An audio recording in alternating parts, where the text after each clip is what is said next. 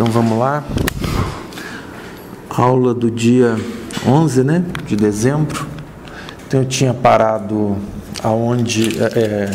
na definição do modelo, em alguns termos do modelo. Eu tenho que acabar de definir esse modelo e depois eu tenho que fazer a sintaxe do modelo, ou seja, usar o modelo lógico mesmo para fazer os cálculos e a partir daí fazer a discussão de universalização. Esse é o assunto da aula de hoje. Legal?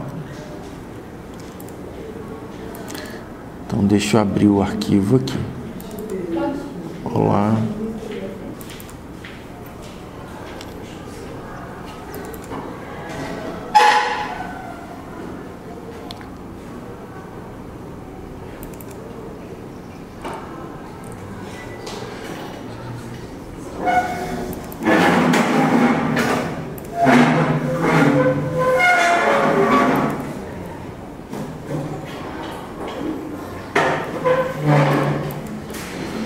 Bom, eu vou definir os elementos do modelo para chegar nessa planilha que vocês estão vendo aqui rapidamente. Está tudo muito pequenininho, depois eu vou ampliar, vai dar para todo mundo entender.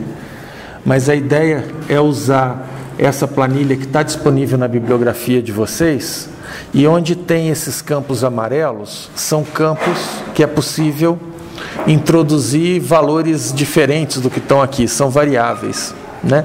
E a partir daí a planilha calcula, na medida que a gente vai manipulando essas variáveis, nós vamos ver, né? E ao final, o que a planilha faz é uma correlação de oferta e demanda, de potencial de oferta em relação à demanda, esses percentuais aqui embaixo que nós vamos aprender a ler no final, mais ou menos na metade da aula. Tá? Então, o que eu vou falar aqui agora é para a gente usar aqui. Eu não sei se vocês estão vendo aqui, ó. Deixa eu ampliar para possibilitar. Por exemplo, C1, dados demográficos, né? E eu coloco aqui, ó, cenário Brasil. Se eu parar o meu mouse em cima da célula, ela vai abrir aqui, ó, insira o nome da sua região, Sul, Sudeste, Centro-Oeste, Nordeste, ou o que for, ou escreva local, caso você alimente os dados locais. Então, por exemplo, quando eu coloco Brasil aqui, eu estou fazendo aqui a distribuição demográfica em função do quê? Em função de dados do IBGE, tá, gente? Do censo de 2000. Essa planilha foi feita em 2005, os dados são anteriores a 2005, a gente já tem o censo de 2010. Então, vocês vão ver aqui do lado, por exemplo, né? Aqui do lado, olha, que essa distribuição, Brasil, Norte, Nordeste, Sudeste, Centro-Oeste, são distribuições, aí está a fonte.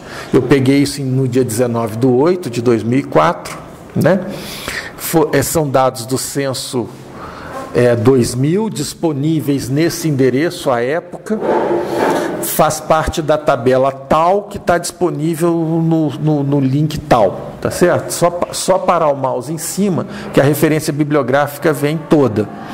Agora, se você tiver dados locais, você está vendo que isso aqui é amarelo? Você pode preencher com dados locais. Ah, eu fiz o cadastramento da minha área, das duas áreas que eu dou cobertura no meu PSF. Sou dentista formado, estou na rede. Pelos dados do cadastramento, nós temos que, né, de 0 a 5, deixa eu copiar isso aqui ali para facilitar a visualização. Está protegida. Mas vamos lá. Vamos fazer o contrário, então. Só para a gente entender aqui.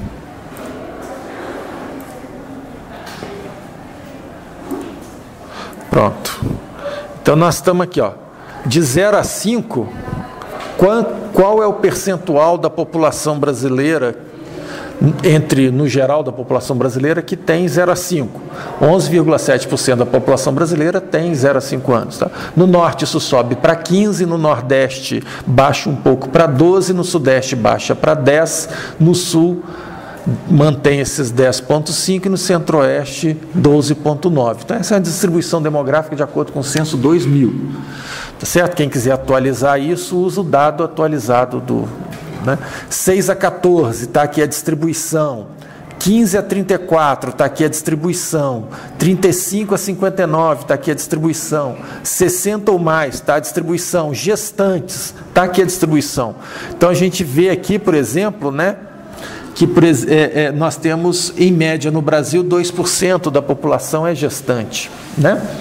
2,5% no Norte, 2,1% no Nordeste, 1,7% no Sudeste, 1,7% no Sul e 1,09% no Centro-Oeste. Então a gente tem os dados que a gente quiser aqui e a gente alimenta, suponhamos aqui que no meu local 3% da população é gestante, por exemplo. Então eu entro com a informação que eu quiser. Ao fazer isso, se eu aqui colocar, ao invés de Brasil, colocar Sul, gente, eu vou fechar aquela porta ali que está impossível. Não, a porta lá de dentro.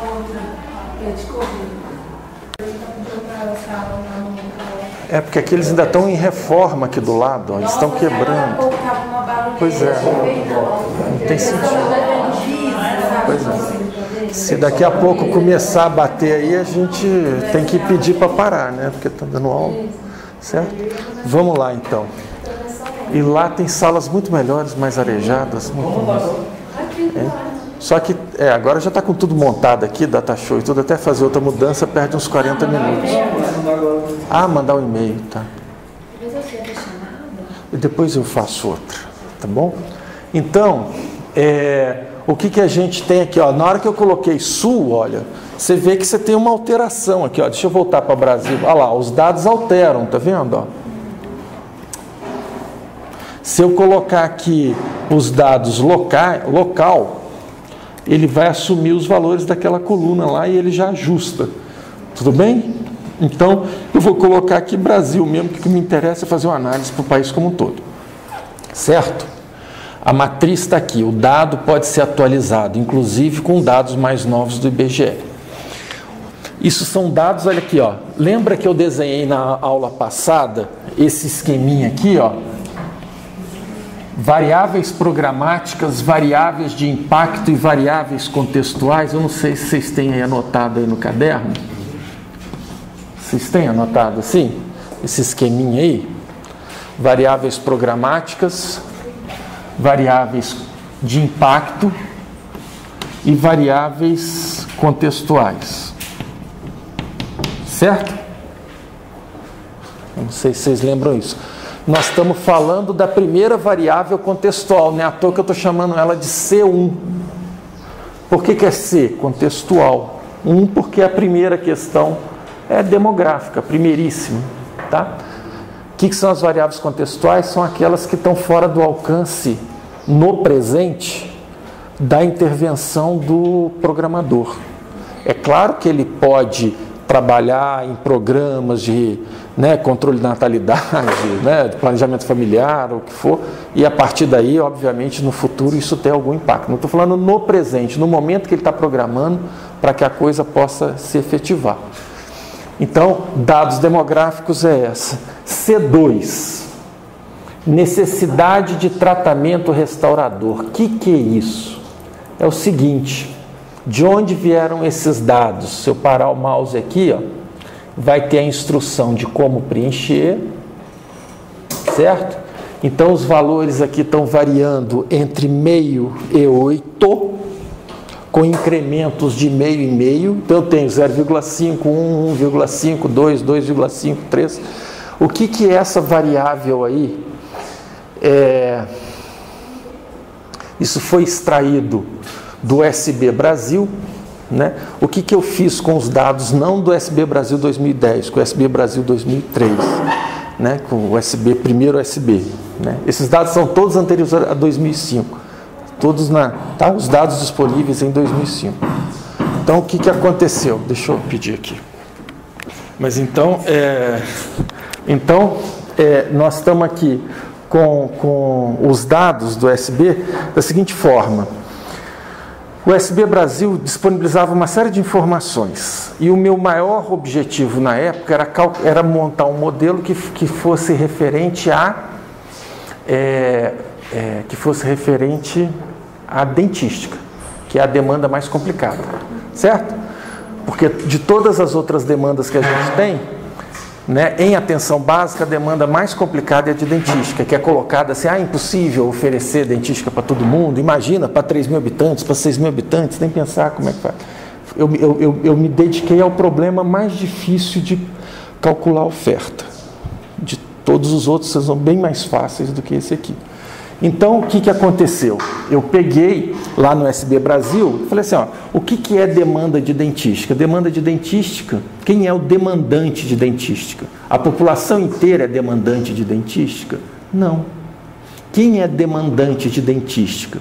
Quando você tem CPOD, quais os elementos do CPOD que indicam quem é demandante de dentística?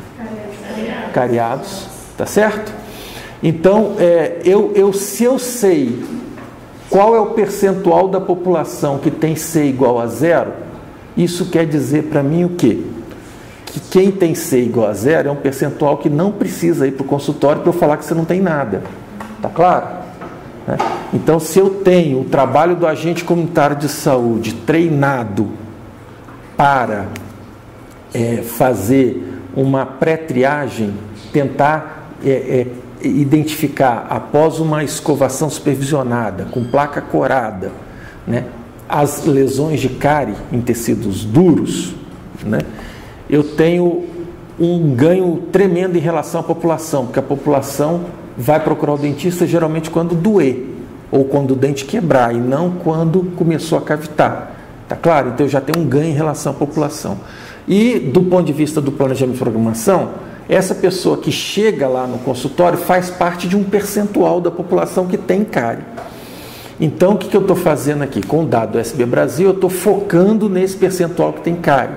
Então, de toda a população ali, seja ela de 3 mil habitantes adscritos, sejam eles 6 mil adscritos, eu vou reduzir aquela população que só foi distribuída demograficamente.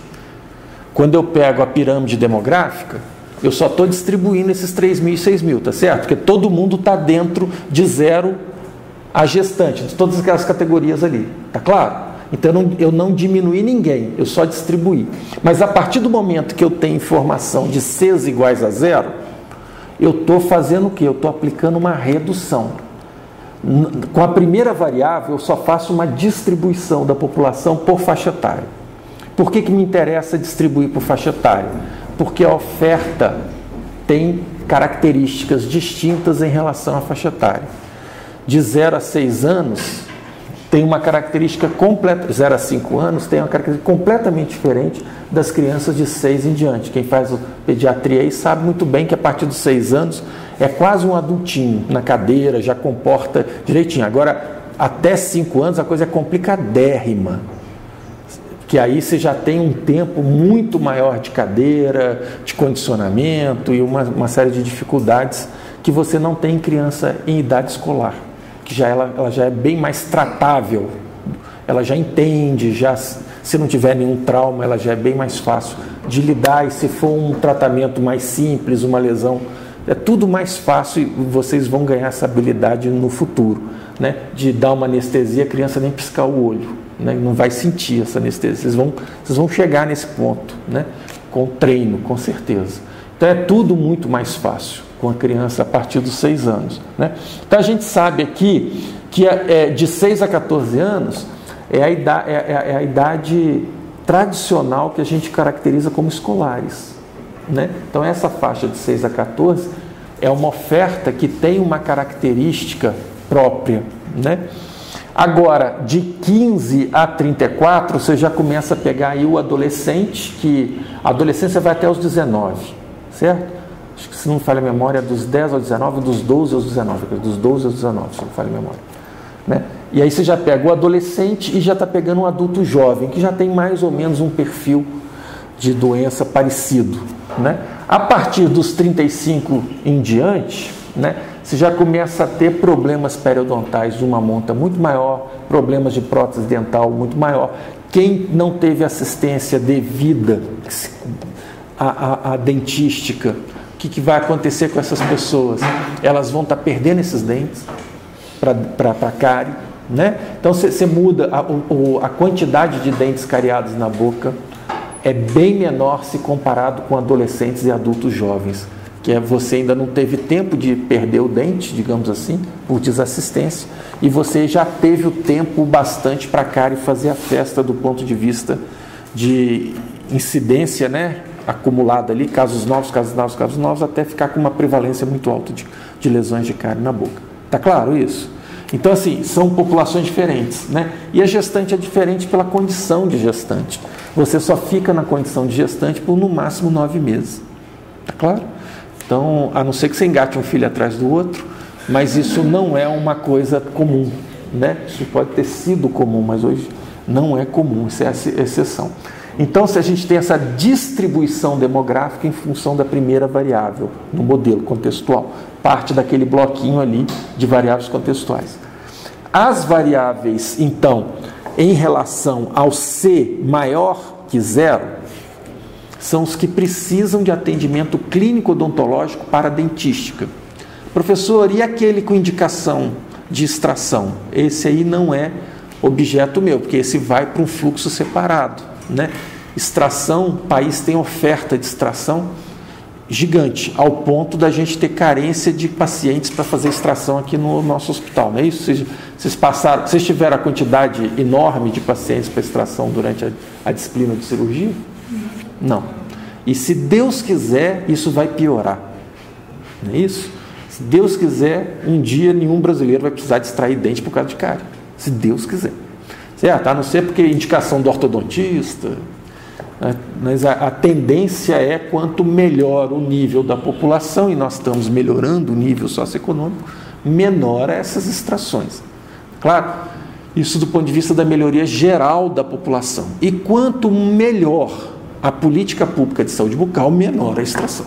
Então a gente tem aí duas chances de reduzir a necessidade de exodontias simples por consequência, por sequela de cárie. Tá claro? Tudo que está no esteio da cárie são demandas de prognóstico assim, populacional que tende a zerar, né?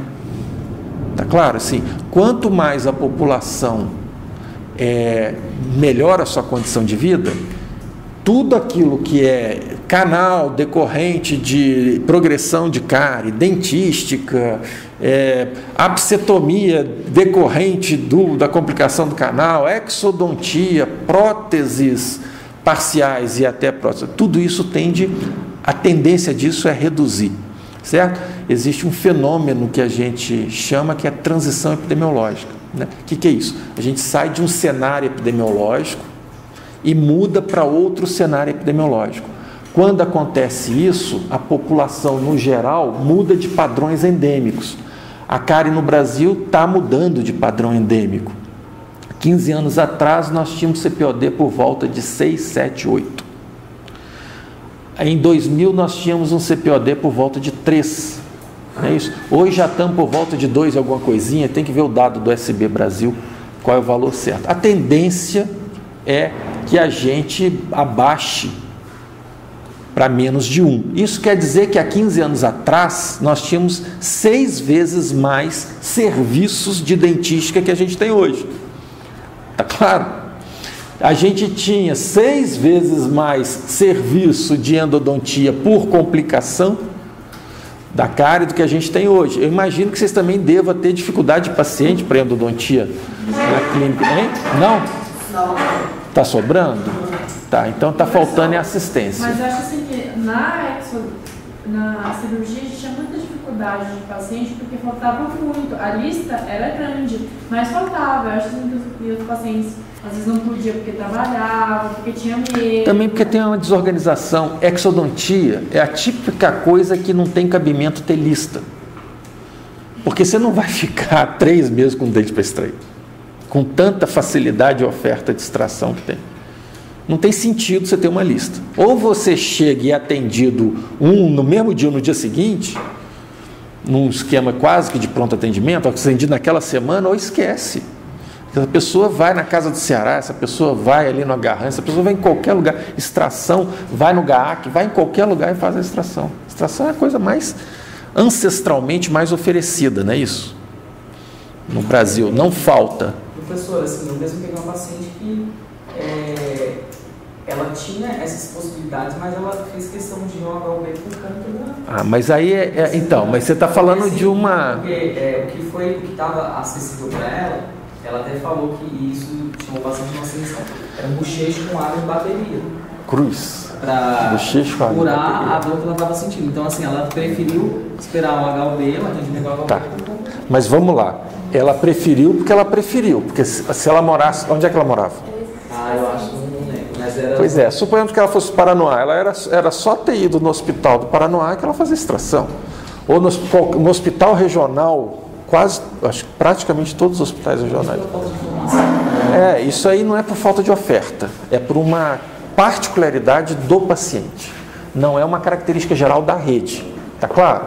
Então, cirurgia não é problema, não existe problema de oferta e a tendência é reduzir o número. Então, o SB Brasil, o atual, identificou redução do número de dentes extraídos em relação ao... E a tendência é isso tudo melhorar. A tendência é que todo mundo seja igual a gente daqui uns 15, 20, 30 anos nesse país, não é isso? Se não for, nós estamos andando para trás, né? Não tem sentido o crescimento, tá claro? Então, assim, o país vem melhorando muito, muito e consideravelmente, né? E só de fazer uma melhoria geral do ponto de vista de renda, de emprego e tudo mais, isso tem um gigantesco impacto na saúde, especialmente na questão da extração dentária. Tá claro? Bem, então, eu não sei exatamente por que eu estava falando isso. Estava falando isso, lembrei. Que os Cs que têm indicação de extração, isso não é muito problema para a gente aqui. Então, interessa para a gente esse C que vai gerar dentística, a demanda de dentística. Tudo bem? E esse C maior que 0, a gente vai ver mais para frente que nós temos como simplificar a forma de ofertar acesso clínico a essa pessoa. O que me importa aqui é só saber, nesse primeiro momento, nós vamos chegar nessa discussão daqui a pouquinho, daquela distribuição demográfica que eu fiz daqueles 3.000 ou 6.000 habitantes, quantos deles eu vou reduzir a demandantes.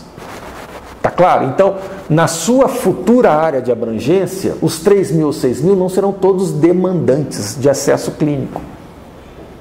Tudo bem? Então, eu tenho uma redução. Então, olha o que acontece aqui. Para poder calcular esse percentual de redução, o que eu fiz? Esse dado não estava dado. Eu construí uma estratégia a partir do SB Brasil. Qual foi a estratégia que eu usei? Eu fiz o seguinte. O SB Brasil vinha com os Cs iguais a 0 e Cs maior que 0 por idade. Certo? O que eu fiz? Eu não tinha ali as minhas faixas e eu também tinha no SB Brasil o quê? O CPOD do município, indexado na criança de 12 anos. Medido e indexado na criança de 12 anos. O que eu fiz? Eu falei o seguinte: qual é a distribuição de Cs maior que 0 quando as crianças aos 12 anos naquele município têm CPOD meio? A distribuição por todas as faixas etárias é tal e tal e tal e tal e tal, C maior que 0. Quando é o CPOD indexado na criança de 12 anos é 1. Qual é a distribuição pelas faixas etárias do C maior que 0?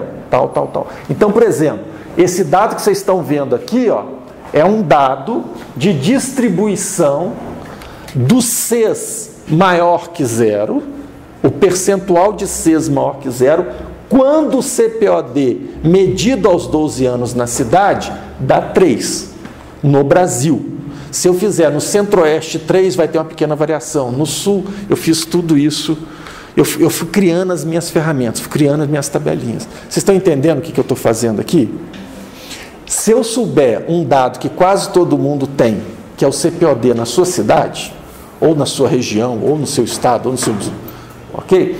Ou na sua própria localidade, quer dizer, se você souber isso, aqui em Brasília a gente sabe qual que é o CPOD na Asa Sul, a gente sabe qual que é o CPOD na Ceilândia. com esse dado, lançado aqui com valores médios do SB Brasil, eu tenho uma estimativa de Cs maior que zero. Está claro o que eu fiz? Então eu indexei a informação no CPOD aos 12 anos. Você me dá o CPOD, que com base no dado que eu tenho de SB Brasil, eu te entrego os percentuais de C maior que zero pelas faixas etárias. Está claro isso?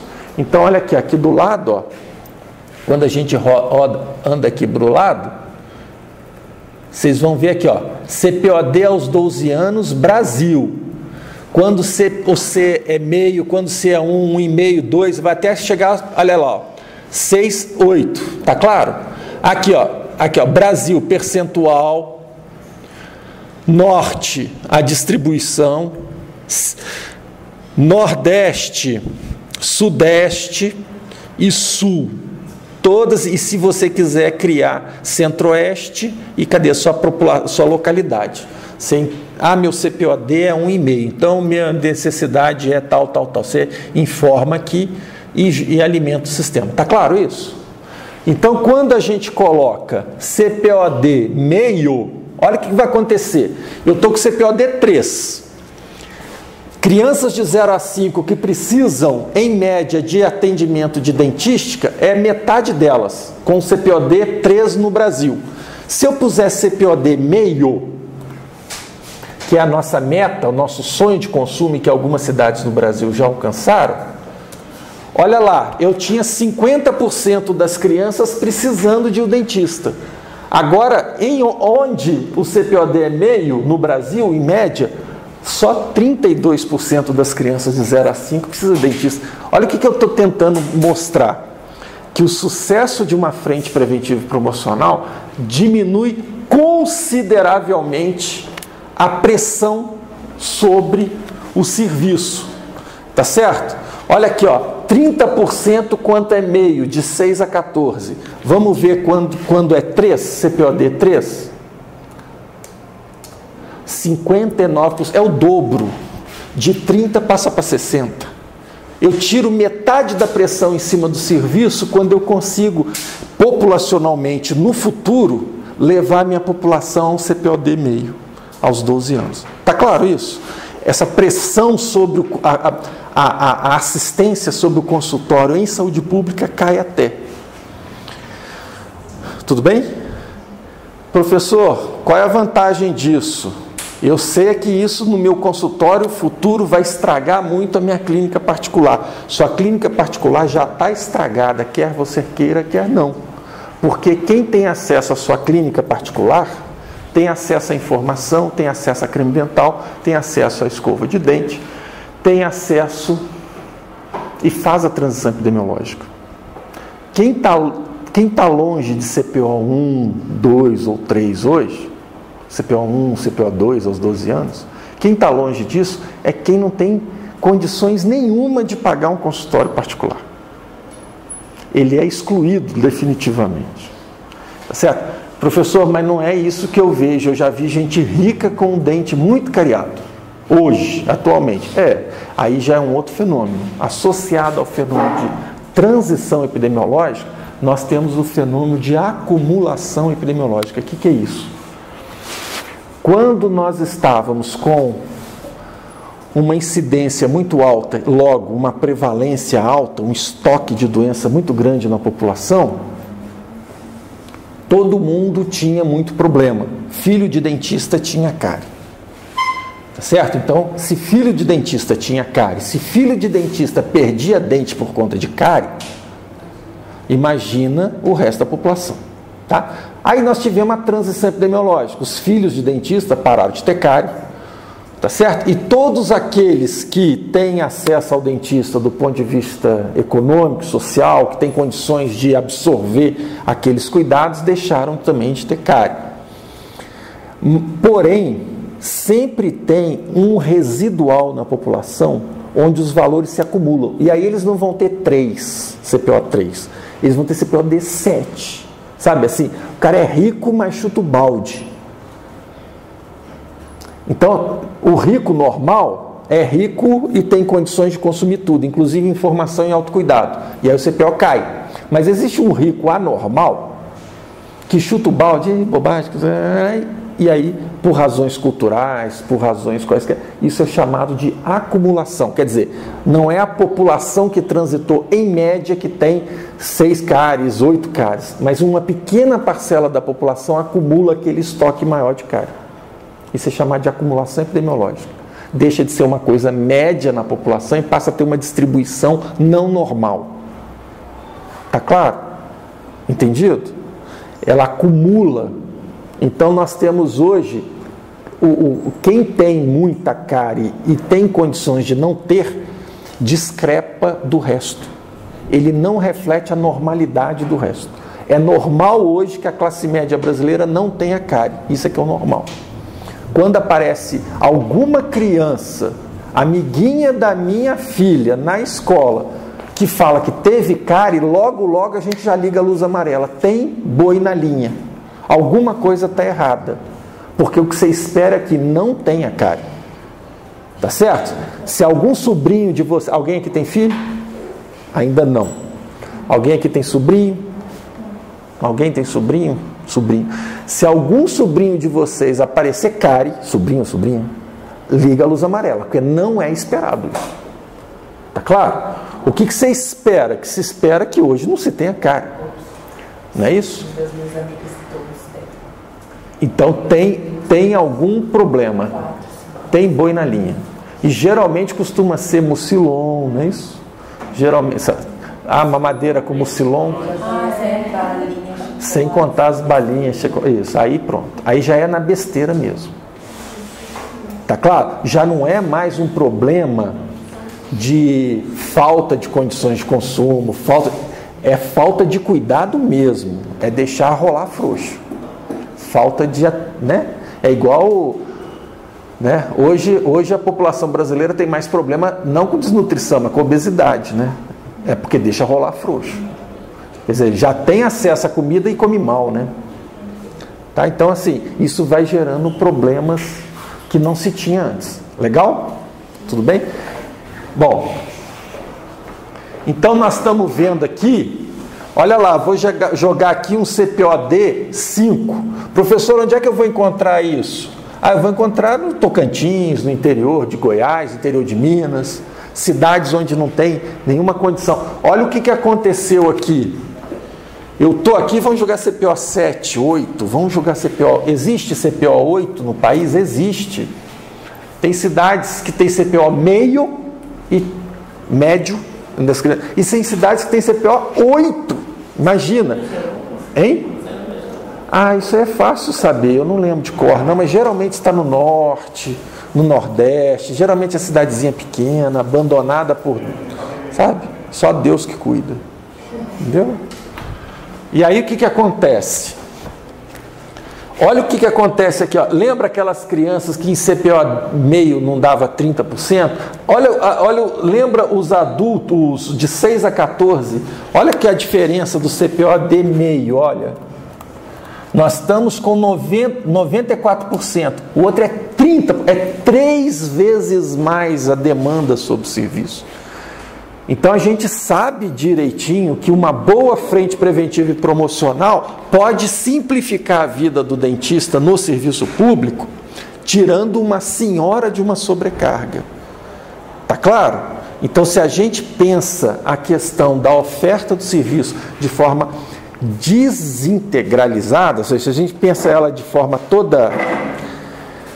eu só estou aqui para tapar buraco, só estou aqui para fazer dentística. Eu ser dentista da rede é só cuidar do consultório. É viver carregando uma cruz pesadíssima sobre os seus próprios ombros, que poderia ser em muito aliviada se você, como dentista daquela área, tivesse atividades ou tentasse politicamente conseguir condições para o desenvolvimento regular de atividades preventivas e promocionais. Tá claro? Então você tem um trabalhinho por um lado que te libera um trabalhão pelo outro. E outra coisa, né? O que são as cáries onde o CPOD é 8? E o que são as cáries onde o CPOD é meio? Você imagina uma boca de uma criança aos 12 anos com 8 dentes cariados. E imagina a boca, não tem como você ter meio dente cariado, né? É uma criança tem uma cárie e a outra tem 0. Aí você na média dá meio, né? Então imagina ter um dentinho cariado na boca, quando você pega, e ter 8, imagina a boca de uma e da outra. Vocês, por aí, pela experiência que vocês têm, você sabe, se você fosse dentista responsável por uma área onde o CPOD médio fosse meio e onde o CPOD médio fosse 8, vocês sabem direitinho o tamanho do abacaxi, que é o CPOD 8. Tá claro?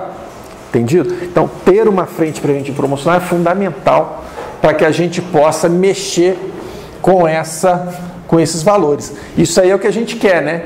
Isso é o que a gente quer, chegar nesse ponto aí. O que você tem em média aqui? Por volta de 3, CPOD 3, que é um valor médio hoje.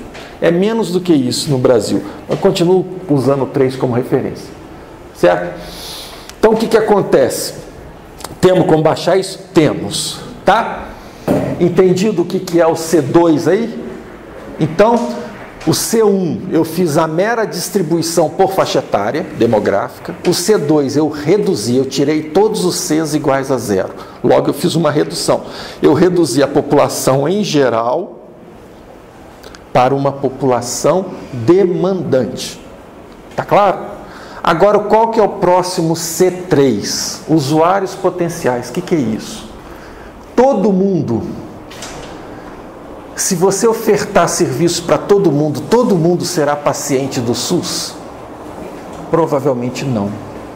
E quanto mais rica a cidade, menos você tem potenciais usuários. Mesmo que a pessoa seja demandante, ela não se tornará usuária. Tá claro? Então eu preciso de tirar uma parcela daqueles que jamais se tornarão usuários. Eu preciso caracterizar quem são os usuários ao final. Então, eu estou colocando, como geralmente a gente trabalha com esse valor aí, entre 80% e 70% dos demandantes se tornam usuários do SUS, caso você tenha oferta. Quando você fala usuário, seria a primeira consulta? Assim, que sentaria na cadeira e faria o tratamento. Aí eu estou pensando no tratamento. Tratamento todinho, não é urgência, emergência, livre demanda. Aquelas pessoas que não teriam acesso, tá? Não, aquelas que se tiver acesso usaria. Não, sim, mas as pessoas que estariam fora. Por exemplo, aqui no DF, dependendo do profissional, eu sei que o profissional que está lá no SUS, dado a concorrência, é melhor do que no consultório aí de fora.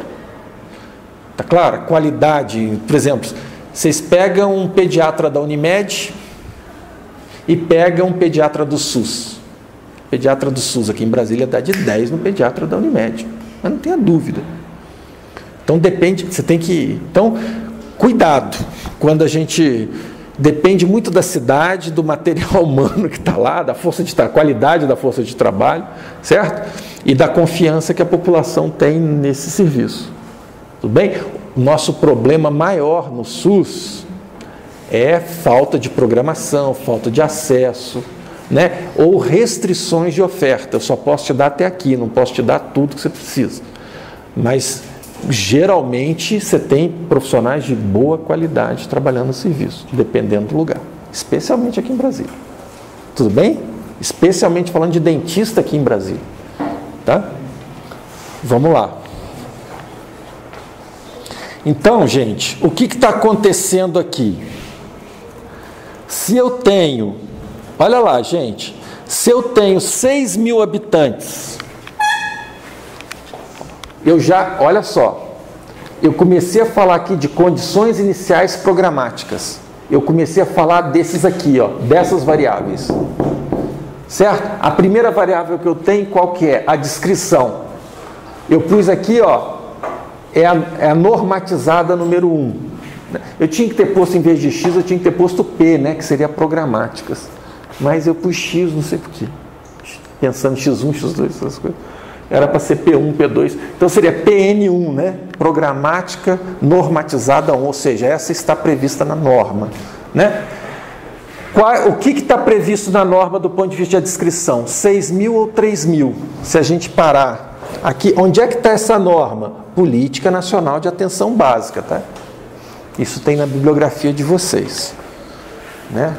E eu não sei se da bibliografia de vocês já está atualizadíssima, porque a política foi reeditada, acho que o ano passado. Tá? Então, mas é isso aí, 3.000 ou 6.000, né? De toda a atenção básica, inclusive a saúde bucal. Então, olha só, se eu tenho, gente, 6.000 habitantes, como é que demograficamente esses habitantes vão estar distribuídos? Olha, em função das minhas faixas etárias, que eu pus aqui, ó, é a X4 aqui, ó, população alvo programática, eu não pus essas daqui, eu tenho toda a justificativa para elas, tá? Então, olha, se eu pego aquela minha população geral e distribuo ela, os 6.000 habitantes, em função das minhas faixas etárias e em função da demografia, o que eu vou ter? Eu vou ter os 6.000 habitantes distribuídos dessa forma aqui, padrão Brasil, certo? Se eu puser Sul, isso vai mudar. Então eu tenho lá 700 desses 6.000 tem 0 a 5.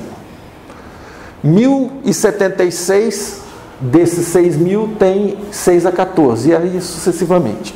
Tudo bem? 114 desses 6.000 são gestantes. Tudo bem? Tá. A próxima, olha aqui, isso é só uma distribuição, tá vendo? Eu fiz uma distribuição da população em geral por população alvo programática e demografia. Tudo bem? O próximo passo é fazer redução. Olha lá, em função das reduções, quem serão os demandantes? Aqui eu só distribuí demograficamente. Agora eu vou começar a pegar daqueles 6.000, eu vou tirar, e olha para quanto que cai, gente. Eu, na verdade, não tenho 6.000 demandantes. Eu só tenho 3.174. Eu só tenho 53% disso. Na minha área, onde o CPO é 3, 80% daquelas pessoas iriam para o SUS, certo? E tem uma demografia média como o Brasil, eu, na verdade, não tenho 6.000 demandantes. Eu tenho 6.000 adscritos, mas eu não tenho 6.000 demandantes.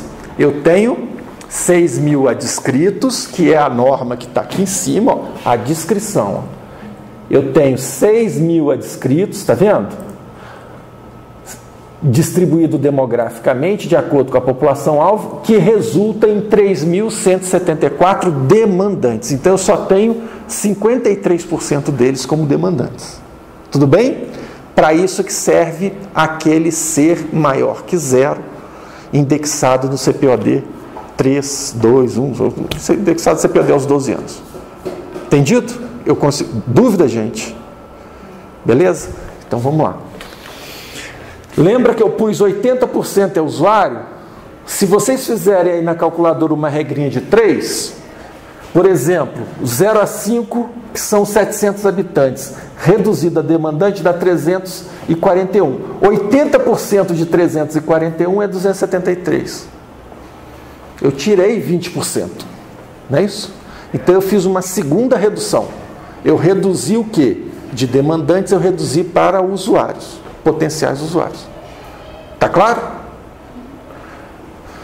Então, daqueles meus 6.000, 3.174, que é 53% deles, são demandantes, e só 2.536, ou seja, 42% deles seriam demandantes transformados em usuários. Tudo bem? Agora vem mais uma brincadeirinha aqui, ó. Qual que é a meta que eu tenho com eles? Professor, não aconteceu nada em função do X5, em função da variável X5. Meta. A meta é uma variável que está aí só para a gente poder entender o uso dela quando eu não estou numa situação favorável. Mas quando a gente está no SUS, sob o princípio da universalidade, qual é a meta que eu tenho? É atingir 100%. Não é isso? Então ali não mudou nada, olha.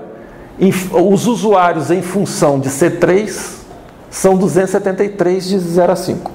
Os usuários meta em função de X5 continua 273, não mudou nada. Por quê? Porque eu estou continuando com o quê? Todo mundo aqui em cima eu estou pondo como meta 100%.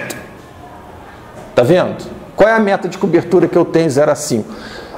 Eu sou obrigado a ter como meta 100%. Professor, então por que você pôs essa variável aí se ela na verdade é uma constante? Seria 100%. É porque quando eu sei que a conta não fecha, eu posso fazer escolhas. Qual é a população que eu vou... Já que eu sei que eu não vou conseguir, quem é? Eu só vou ficar com gestante e com criança, vou pegar 50% dos adultos. Então, você tem clareza de aonde você está lesando as escolhas suas, onde é que você está lesando o princípio da universalidade. Certo? Não, só tem condição de cumprir 50% dos adultos. Então, você sabe que 50% dos outros adultos, você está sem condições de garantir o princípio da universalidade. Está claro isso? É só para poder entender. Então, não abateu nada, continua tudo igual, mesmo número no total, certo? Agora tem aqui usuário meta ano. A meta continua igual. A diferença aqui é por ano. O que é ano? O que é isso? Vamos lá, deixa eu congelar essa coluna aqui para a gente poder entender isso aqui melhor.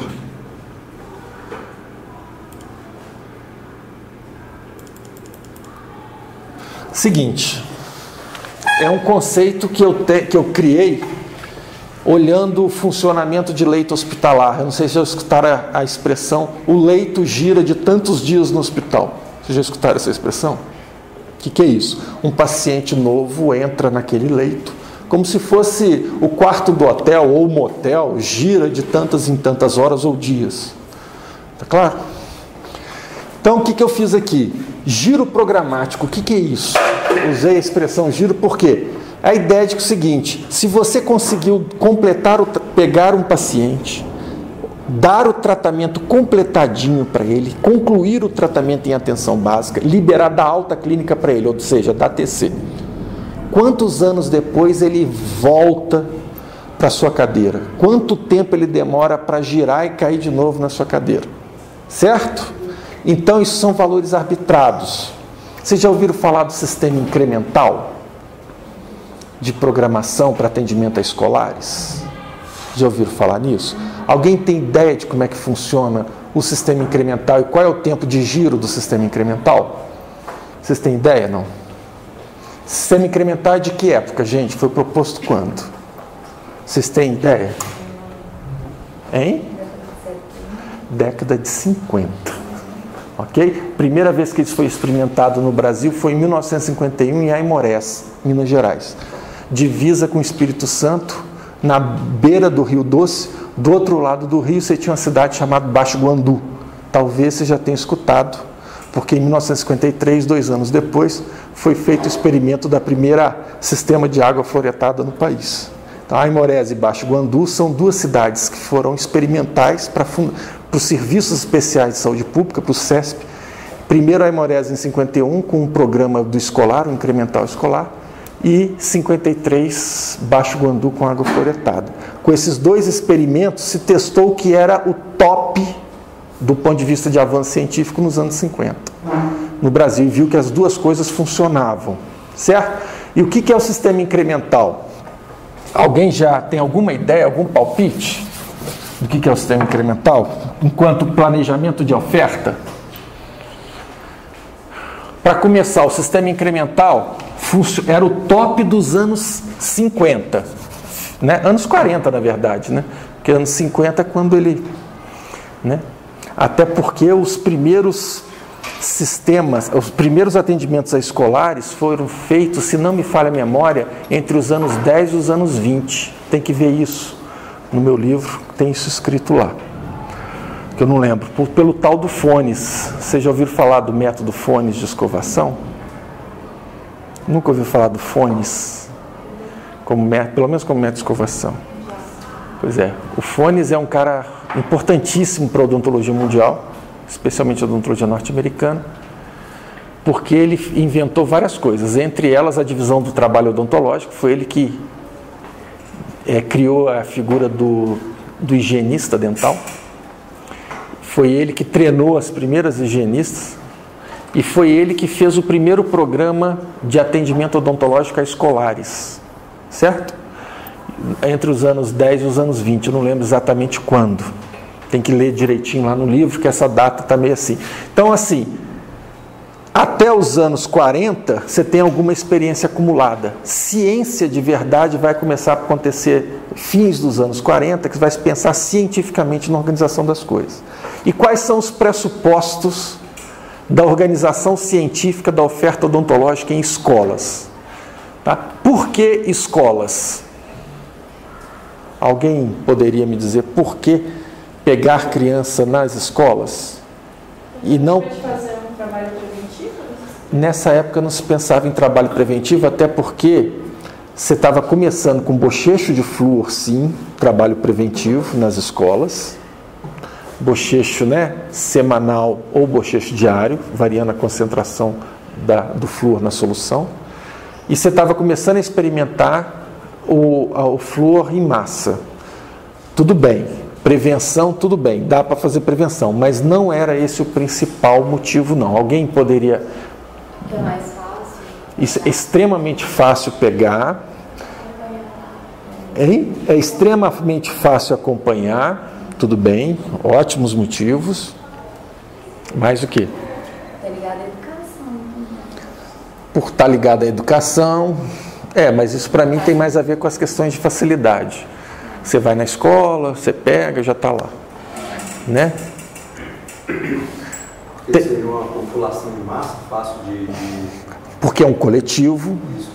É um coletivo, em que pese nem todo mundo está na escola, tem muita gente na escola. Certo? Tá? Bom, eu vou falar primeiro, antes de falar de um argumento programático, eu vou falar de um argumento sociológico, porque a escola não tinha ninguém nela. Digamos que os centros de saúde já estavam dominados pelos enfermeiros, e os dentistas resolveram cair fora dos centros de saúde para ter um espaço próprio que não tivesse que disputar organização de serviço, autoridade, e se distinguir dos enfermeiros, certo? Isso, infelizmente, profissão é igual cachorro, né? Tem que fazer xixi nos cantinhos para marcar território, tá certo? Então, tem o território do médico, o território do enfermeiro, tem o território do dentista e o espaço de prática. Você vê que um hospital é totalmente loteado entre médico e enfermeiro, certo?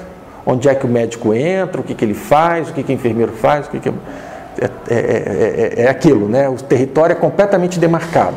O dentista precisava demarcar seu território e ele caiu fora do território dos centros de saúde que surgiram nos anos 10, 20, certo? Lá nos Estados Unidos, aqui no Brasil nos anos 20. Tudo bem? Então, a gente inventou um território novo que, do ponto de vista da sociologia da profissão, era confortável à afirmação da identidade do dentista. A nega é minha, ninguém tasca. Tudo bem? Eu sou dono do pedaço. Tá claro isso?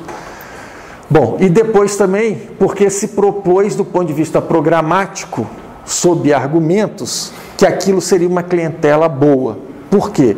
Naquela época, vocês acham que já existia o conceito de cárie como doença infecto-contagiosa, gente? Cárie para vocês é o quê? Doença crônica ou infecto-contagiosa? O que é cárie? Bom, vamos dar um passo atrás? O que é doença infecto-contagiosa e o que é doença crônica? O que é? O que distingue o que fundamentalmente distingue uma doença infecto-contagiosa de uma doença crônica? Perfeito. Você tem um agente etiológico na doença infecto-contagiosa. Tá certo? Geralmente, as doenças infecto-contagiosas têm um curso rápido ou um curso longo? Rápido. Certo? Então tá. Então a gente fala o quê? Que as doenças infecto-contagiosas, elas têm um agente identificável, etiológico identificável, né? Externo, é um agente diferente do hospedeiro, lembra aquela lógica agente hospedeiro? Né? Tem um agente transmitido direto por vetor, não importa, né? E tem geralmente um curso rápido, né?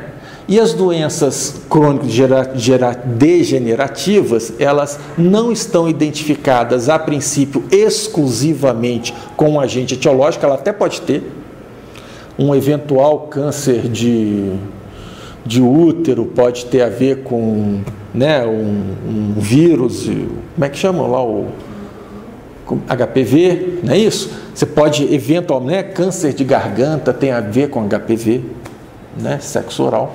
Então, assim, essas pode até achar um agente etiológico, mas ela tem um curso lento, ela não é assim, você fez sexo oral hoje, amanhã você está com câncer na garganta, igual você beijou alguém gripado hoje, amanhã está gripando. Tá claro, assim? Tudo bem? Então, assim, ela não tem esse curso tão rápido, tão, né? E o que acontece com a cárie? Do ponto de vista, ela tem ou não tem agente etiológico? Tem. Então ela é doença o quê? Infecto-contagiosa. Porém, qual é o curso e a evolução dela? Por mais que seja acelerado, é lento. Tá certo? Por mais que seja acelerado, vai demorar aí uns 6 meses, 1 ano, não é aquele negócio de se expôs ao agente etiológico, no dia seguinte está com o dente cavitado. Não é assim. Tá claro? Então a cárie tem uma característica complicada, e muito mais por conta da evolução da lesão, ela sempre, o aspecto infecto-contagioso foi colocado de lado. E os cuidados com, e os entendimentos com a carga, né, de agente, né, quando você está beijando um filho, beijando uma namorada, quando você está compartilhando talher ou o que for, é claro que se você está fazendo isso com gente com a boca completamente equilibrada, você não tem problema nenhum. O problema é quando você está fazendo isso com uma pessoa com a boca completamente detonada, em pleno processo ativo de cárie. Certo? A boca com a sua microbiota completamente desequilibrada. Tá claro? Então o que acaba acontecendo? Como nos anos 50 não se tinha esse conceito de cárie como doença infecto-contagiosa, e não tinha essas coisas de contágio, não é nada, né? Sequer se pensava na própria boca como um ambiente favorável ou desfavorável à cárie. Tá certo? A gente sabe muito bem que uma boca equilibrada é um ambiente desfavorável à atividade cárie. E uma boca detonada é altamente favorável à atividade cárie. Hoje a gente trabalha com atividade cárie. Nos anos 50 era cavidade de cárie. Que atividade cárie? Isso era conceito que não fazia cabimento nos anos 50. Então, na hora de tratar dente, nos anos 50, você tinha muito dente cariado e pouco dentista. Tinha que se fazer uma escolha. Quando você não é capaz de universalizar, o que você faz é administrar sacanagem. Quem é que eu vou sacanear? E aí eles optaram em sacanear dentes descidos. Ah, dente descido vai esfoliar, vai cair mesmo, para que eu vou tratar isso? Já que eu tenho tão pouco recurso de oferta. Só que a gente sabe que se você não trata o dente descido, você mantém a boca em condições lastimáveis. E o dente permanente que vem detonado, né? Já nasceu cariado, não é isso? Quer dizer, você não teve nem a maturação do esmalte no meio bucal e a atividade de cárie já está detonando. Quer dizer, eventualmente, ele mal aflorou, já está cariado. Por quê? Porque você tem uma boca totalmente dançada. Mas naquela época você não tinha isso. Você não tinha esses conceitos. Então o primeiro conceito que você tem é só tratar dentes permanentes. Foi a escolha programática. Tem que sacanear alguma coisa, que eu não dou conta de todo mundo. Então, tá. Outra coisa, mesmo escolhendo os dentes permanentes, eu não dou conta de todos os dentes permanentes de todas as pessoas. E eu vou ter que fazer uma outra sacanagem. Eu vou falar o quê? Eu vou falar de que eu vou começar a cuidar de uma dada geração, onde os dentes permanentes estão surgindo, e todo mundo anterior àquela data onde os dentes permanentes começaram a surgir. Quando é que os dentes permanentes começam a surgir, gente? Aos 6 anos em média. Onde é que estão as crianças aos 6 anos em média, gente? Antigamente, entrando na escola. Então eu vou para a escola, pego esta geração que está entrando e as outras gerações, o que eu faço? Eu coloco um rótulo nela, eu chamo ela de quê? Geração perdida. Ou seja, eu dou uma banana, administro a sacanagem. Não tenho condições de pegar sequer todos os dentes, nem sequer todas as pessoas de todas as faixas etárias. Certo? E mais, eu tenho condições de pegar todos os dentes permanentes de todas as crianças com 6 anos, a partir dos 6 anos ou mais? Não, eu pego só as escolarizadas. De novo, eu pego todas as crianças, todos os dentes permanentes de todas as crianças escolarizadas do país? Não, eu pego só aquelas escolarizadas na zona urbana. E aí eu vou começando, porque eu não tenho perna, o volume de serviço frente ao volume de oferta é muito pequeno. E o que vai acontecer? No fundo, eu vou fazendo escolhas que no fundo, eu acabo com uma população-alvo programática desse tamanhozinho. Pela quantidade. Então, você não tem a menor condição de universalização de acesso de oferta. Está claro isso? Eu vou fazendo escolhas que no fundo são sacanas, né? Porque vão deixando gente de fora, desassistidas. Tá? Então eu não atendo toda a população, só atendo crianças, não atendo todas as crianças, só atendo crianças escolarizadas, não atendo todas as crianças escolarizadas, só atendo crianças escolarizadas na zona urbana, não atendo todas as crianças escolarizadas na zona urbana, só atendo as crianças escolarizadas na zona urbana das escolas públicas, e aí eu escolho só dente permanente, escolho só de 6 a 12 anos, tá? E aí, que é só o ensino primário. E aí no final, no Brasil, depois de feitas todas essas escolhas, depois de alguns anos trabalhando com o sistema incremental, como escolhas programáticas, você ainda por cima não conseguia sequer dar conta dos dentes dessa diminuta fração. E você não fazia 50% da demanda que se apresentava. Tá claro? Quanto que o país foi abandonado. A questão de cárie é uma dívida assistencial. Por quê? Porque você tinha a cárie naquele padrão endêmico desesperador e você não tinha tecnologia para baixar o padrão endêmico e nem para intervir em massa. Hoje dá para você intervir em massa, por exemplo, usando ionômero de vidro. Naquela época nem pensar. Você não tinha isso. Hoje você tem como reduzir, mudar o padrão endêmico com água fluoretada, com o autocuidado do uso de escova, estimular o uso. Tá certo? Tudo bem? Naquela época nem pensar. Certo? Naquela época estava desenvolvendo a água fluoretada, que reduzia em 50% a incidência. Isso foi comprovado. Em Baixo Guandu foi mais de 50%. 60 e poucos por cento, que é correspondente à experiência internacional. Quando um sistema de abastecimento de água é muito bem fluoretado, você consegue o que a CAESB consegue aqui no Paranoá.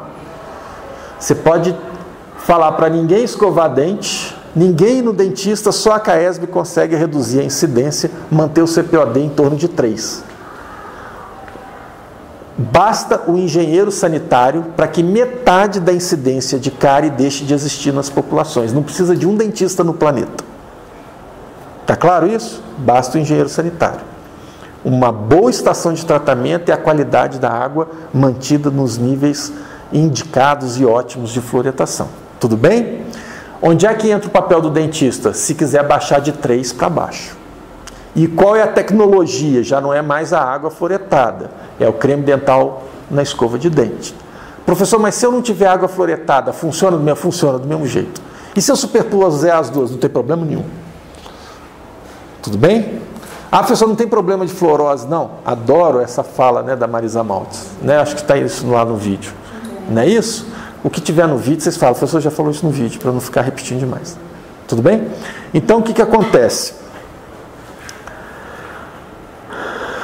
O sistema incremental pega as crianças no primário, entrando na primeira série do primário. Segunda, terceira e quarta série. Vamos lá. Ela entra com 6 anos, não é isso? Depois essa criança passa a ter 7 anos, não é isso? Depois ela passa a ter 8 anos, não é isso? Depois ela passa a ter 9 anos, não é isso? E aí, tá certo? E aí assim sucessivamente, certo? Então essa criança que entrou agora, no ano 1, ela vai estar no ano 2 aqui.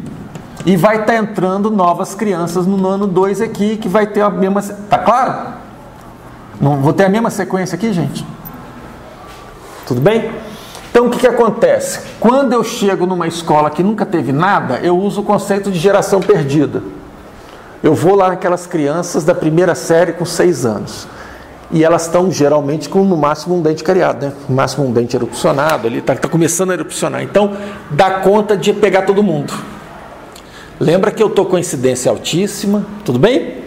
Então o que vai acontecer? Acabei de pegar todas as crianças nesse primeiro ano, sobrou recurso, sobrou tempo, eu pego as crianças da segunda série, nesse mesmo ano, tá claro? Provavelmente eu não vou passar daí, na segunda série eu já não consigo mais, porque inclusive é uma geração que não teve atendimento na primeira série e que está acumulada o que ela não teve na primeira série mais aquilo que ela adquiriu na segunda série. Tá claro isso? Só o que vai acontecer? No ano seguinte, gente, essa criança que estava aqui, ela vai passar para cá. E detalhe, ela não vai ter tudo isso de demanda. Aquilo que ela não viu na primeira, ela só vai ter aquilo que ela acumulou na segunda série. Porque ela já foi atendida na primeira série. Isso chama incremento anual. É a incidência anual de cárie. Por que chama de programa incremental? Porque eu pego essa criança de novo no ano seguinte.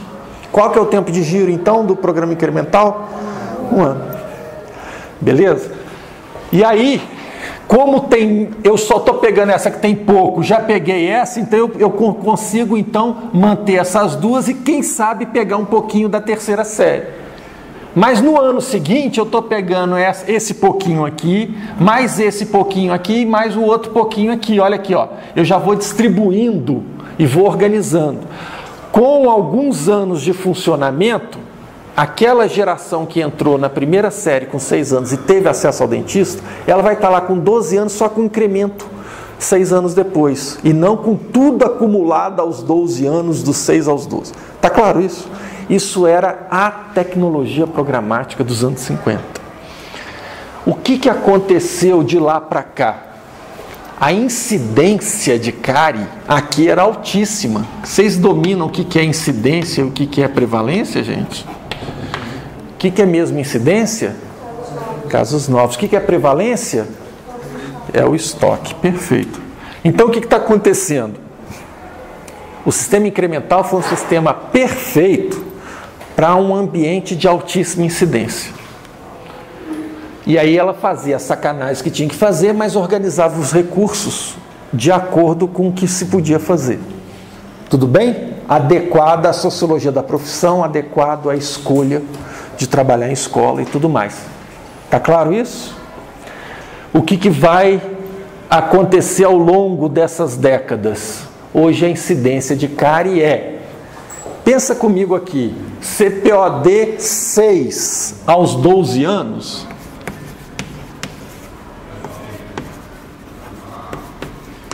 significa o quê? É quantos dentes por ano, em média? Hein? CPOD 6 aos 12 anos, são quantos dentes por ano, em média? Pergunta elementar. Se vocês errar uma questão dessa na prova, tem que apanhar. Vocês acabaram de dizer para mim, né? CPOD diz respeito a dentes permanentes ou dentes descidos, gente?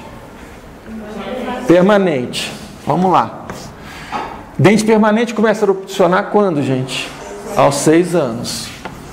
Se é medida aos 12 anos, quantos anos se passaram? 6. E se eu tenho CPOD 6 em 6 anos, quantos dentes em média por ano? 1. Você tinha que apanhar se não respondesse. Isso é falta de tentar raciocinar. Tudo bem? Tudo bem? Vocês sabem todas as informações para responder esse tipo de coisa. Então, olha, 1 dente por ano. O que é o sistema incremental? pegar todo ano. Eu estou pegando o quê? Um dente por ano. Tá claro? Se eu tenho hoje a expectativa de um CPOD aos 12 anos de CPOD 3, eu estou com que média? Eu estou com que média? Qual é a minha média, minha incidência média aqui anual? Meio dente por ano. Não é isso?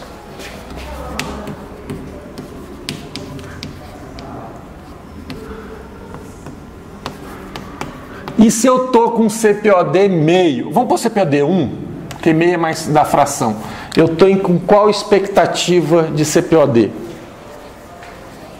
De incremento, qual é de incidência de aumento de cárie por ano?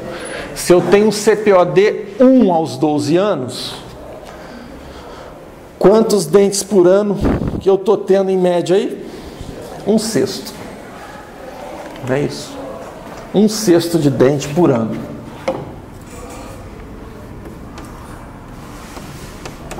Olha o que está acontecendo. Para eu estar trabalhando programaticamente com um dente por ano, eu precisava pegar todo ano. Se eu estou trabalhando com 1/6 de cárie por ano, eu preciso pegar de quantos em quantos anos? De 6 em 6 anos, para pegar uma cárie. Para eu pegar uma cárie com CPOD 6, no ano seguinte eu pego outra cárie. Mas se eu der atendimento com CPOD 1, eu preciso de 6 anos para ter outra cárie. Está claro isso? Então, meu tempo de giro perde a justificação de ser anual. Eu começo a trabalhar e não tenho o que fazer, porque não tem incidência. Depende, obviamente, da incidência de cárie. Se eu estou com incidências altas, eu tenho todo ano pegar a mesma criança 500 vezes, o mesmo adulto 500 vezes. Agora, se essa incidência começa a baixar e começa a existir a transição epidemiológica, não faz mais sentido eu programar com tempo de giro anual. Tudo bem? Então, se eu não estou no CPO 6 e ainda não estou no CPO 1, se eu estou no meio de caminho, eu estou trabalhando como razoável você ter um tempo de giro de quantos anos? 3. É o que está aqui, ó. Vamos ver o tempo de giro aqui. Estão acompanhando, gente? Olha aqui. É muito razoável eu ficar com um tempo de giro de 3 anos. Professor, como é que eu dou tempo de giro de 3 anos para a população de 0 a 5? Eu acho que eu já falei isso lá no vídeo. Crianças com menos de 2 anos geralmente não configuram uma situação populacional de demanda de cárie. É a partir dos 3 anos que começa a configurar a demanda por cárie, certo? Então, dos 2 aos 5 anos, é um triênio, não é isso? Se eu oferecer à criança um acesso nesse um triênio, eu estou pegando aquela demanda que acumulou naqueles 3. Está claro isso? Tudo bem? E de 6 a 14, eu estou aqui, ó, 6, 7, 8, um triênio, 9, 10, 11, o triênio, 12, 13, 14, o triênio, 3 triênios. Então eu estou me comprometendo a dar 3 tratamentos por habitante nessa faixa, na vida dele. Então ele teria um tratamento na vida dele de 0 a 5 e 3 tratamentos de 6 a 14. Tá claro? Isso em CPO 3, tá, gente? Se fosse em CPO 1, isso aqui já não seria tão justificável mais. Teria que ser um tempo de giro maior ainda. Tá claro? E aí a pergunta que eu faço. Atualmente, bom, vamos lá. Se pensa como uma mãe que precisa usar o SUS e levar os filhos ao SUS. Pensa desse referencial. Vocês acham que seria uma boa medida se o sistema de saúde que você fizesse acesso te garantisse um tratamento odontológico para o seu filho dos 2 aos 5 anos, 3 tratamentos odontológicos para o seu filho, garantisse, não estou falando para tentar não, garantisse, está dimensionado para garantir, 3 tratamentos odontológicos dos 6 a 14 completos e a partir daí, de 5 em 5 anos, um novo tratamento odontológico. Vocês acham isso um bom plano odontológico? Está ruim? O que está ruim? Vocês precisam de ir ao dentista de quantos em quantos anos para tratar de cárie? Hein? Nunca, né? Mas vamos pensar aqui que você é de baixa renda, nasceu num lugar onde as políticas públicas ainda não conseguiram realizar a transição epidemiológica. Vocês acham que isso é uma boa oferta do Estado para um cidadão? Por que que não? O que está faltando? Vocês acham que a boa oferta seria todo ano dar um acesso? Mas nós estamos no cenário dos anos 50, não tem justificativa técnica. Uma coisa é o que a gente acha subjetivamente. Eu acho que esse plano, enquanto um plano para a população no geral, é um plano até que oferece demais. Porque hoje o adulto não tem garantia de acesso nenhum, tratamento nenhum. E aqui ele teria garantia de 5 em 5 anos. E eu duvido que um adulto bem cuidado precise de ir de 5 em 5 anos para o dentista por razão de cárie. Duvido, eu dó. Entendeu? Claro, uma criança bem cuidada vai queimar tratamento aí a 1000. Ela não vai precisar dessas garantias de 4 acessos, 4 tratamentos completados. Não é 4 idas ao dentista, não. 4 tratamentos completados. Ou seja, iniciar e concluir o tratamento ao longo de um período de 14 anos de vida. Está claro isso? Pensa no que a gente tem hoje, pensa no que é preciso. Nós não precisamos do incremental. Não adianta nada se oferecer acesso anual, que as pessoas não vão ter problemas anuais para ir lá, seu consultório vai ficar vazio. Você vai pagar dentista para não trabalhar. Você vai sobredimensionar a oferta. Está claro? Entendido? Pensa como uma mãe pobre que não tem acesso nenhum a tratamento odontológico nenhum. O que ela tem é fila e ficha. É procedimento, não é tratamento. Tá certo? Eu acho que se eu vivesse num Brasil que garantisse a todo cidadão brasileiro esse plano de tratamento odontológico aí garantido, eu acho que nós estaríamos num país bem diferente do ponto de vista de acesso, de oferta e de satisfação. Tudo bem? Pensa que vocês têm a responsabilidade de pensar a oferta para todo mundo. Vocês têm dificuldade provavelmente de pensar isso porque vocês estão habituados a pensar com consultório particular. Quem precisou bate na minha porta. Quem precisou bate na porta da urgência e emergência. Quem precisou bate na fila da livre demanda. Nós estamos falando aqui garantia de tratamento odontológico para todo mundo da área adscrita. Nós não estamos falando de urgência e emergência nem de livre demanda. A urgência, a emergência e a livre demanda estão garantidas. Mas e o tratamento restaurador inteiro? Estou falando do ponto de vista eletivo, que nunca vem. Tá certo? E se ele viesse desse jeito? Não é deixando de ter urgência e emergência, nem deixando de ter a livre demanda. É colocando, além da urgência e emergência e da livre demanda, o acesso ao procedimento eletivo. Tá claro? Tudo bem? Eu tenho certeza que se fosse para a população, pelo menos do meu nível social, para esses adultos aqui está sobrando tratamento odontológico. É ruim ir de 5 em 5 anos no dentista para fazer cárie. Depois de uma certa idade, você não tem mais problema de cárie. Quando você tem, é 15 anos para ter cárie. Não vai... Lembra que a gente estava nos anos 50, ano a ano, ter cárie. Uma nova cárie vem no ano seguinte. Hoje, uma nova cárie vem quantos anos depois? Daqui 3 anos. Não é isso? CPOD 3, não é isso? Tá certo? Uma nova cárie em CPOD 1 vem há 6 anos. Vocês acham que adultos se tivesse começando hoje, zerado, a contar o CPOD, a nova cárie vem com quanto tempo? Vem com 6, 8, 10 anos. Até porque não come mais balinha, não sei, claro, tem aquelas questões de concentração epidemiológica, né? Gente que bebe cafezinho até, motorista de ônibus que tudo quanto é parada tá tomando, tá certo? Comendo uma balinha. Tem as questões de concentração epidemiológica. Eu estou falando em termos populacionais gerais. Tá claro o raciocínio? Tudo bem? O que justifica o tempo de giro? Eu estou trabalhando adulto como se fosse CPOD 1, ou seja, incidência 1 dente a cada 6 anos, mas na verdade estou oferecendo a cada 5 anos.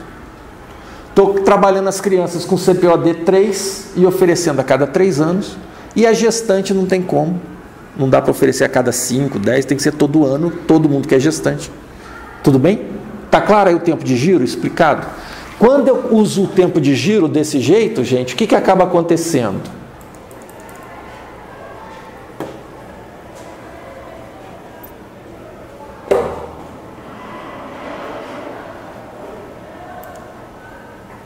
O que acaba acontecendo quando eu uso o tempo de giro desse jeito aí? Aqueles 0 a 5, que eram 273 habitantes, vira 91 habitantes por ano. Porque eu vou dividir 273 por 3. Porque eu tenho 3 anos para pegar todos eles. Tá claro? A mesma coisa, 6 a 14. Os 508 vão virar 169, porque eu vou dividir por 3. Porque eu tenho 3 anos. Os 1.036 adultos jovens, vai virar 207, porque eu tenho 5 anos para pegar todos eles. Está claro isso? Agora, as gestantes, as 58 gestantes vão continuar 58 gestantes, porque está na lógica do incremental. Todo ano tem gestante nova. Tudo bem? Então, vamos lá. O que aconteceu? Daqueles 6.000 habitantes, quantos habitantes foram reduzidos a demandantes, foram reduzidos a usuários, foram reduzidos a usuário meta-ano? Dos 6.000, 658. Dos 6.000. Será que eu consigo fazer 658 tratamentos odontológicos por ano? Essa que é a pergunta agora. Quais seriam as condições de oferta para isso? E aí vem um próximo passo aqui, ainda antes de chegar na oferta, que é o seguinte: eu preciso de 658 tratamentos odontológicos, certo? Eu sei o seguinte, eu sei que a partir dos 6 anos, as pessoas demandam em média o quê? 5 procedimentos por tratamento. Professor, mas e quando fica mais velho? Quando fica mais velho, perde mais os dentes, depende. Estou falando de procedimento de dentística, existe. Quando você é mais novo, você também tem muito dente na boca, você tem muita demanda. Então isso é uma média geral, não importa muito com a idade. Então, se eu sei que 5 procedimentos, em média, corresponde a um tratamento, a minha pergunta era se eu conseguia fazer 650 e poucos tratamentos por ano, não é isso? Não é isso? Eu sei que eu vou fazer então o quê? 600 e... quanto que está lá? Quanto? 658 vezes 5 procedimentos. Ou 658 vezes um tratamento. Certo? Eu preciso de 658 tratamentos. A outra pergunta é: 5 procedimentos, quanto tempo eu demoro em média para fazer no serviço público? 5 procedimentos. Eu quero chegar em tempo, eu quero reduzir, eu quero mudar, eu quero transformar demanda em tempo. Taxímetro correndo. Tempo de viagem embarcada, tempo de consultório funcionando.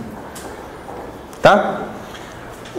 5 procedimentos um tratamento geralmente demanda quanto tempo de horas de tratamento de profissional ali sentado trabalhando, gente? Vocês têm ideia? Tem ideia? 5 procedimentos?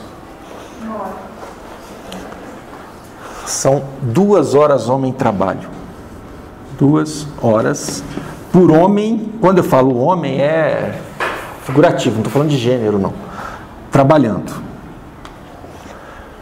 5 procedimentos, se demora em média 2 horas homem trabalho. Quando é um dentista sozinho, quantos homens trabalho eu tenho? Um dentista. Quantas horas equipe do dentista sozinho, numa cadeira só? 2 horas. Então, quando eu estou em equipe modalidade 1, que é só o dentista, eu só tenho um homem trabalhando. Então, eu preciso de 2 horas equipe. Certo? Agora, quando eu estou em modalidade 2, que é o dentista mais o THD, TSB, quantos homens trabalhando eu tenho? 2. Se são 2 horas por 2 homens, quantas horas equipe eu gasto? 1. 1 hora equipe.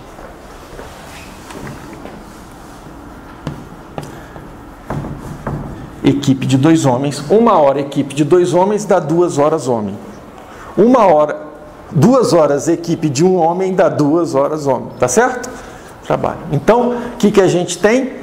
Dependendo da modalidade, eu consigo fazer metade ou o dobro do que eu faria, dependendo do arranjo. Eu sei que eu tenho uma demanda de 568 vezes 2 horas homem trabalho. 2 horas. Eu tenho, tá certo? Esses valores aqui, deixa eu pegar aqui.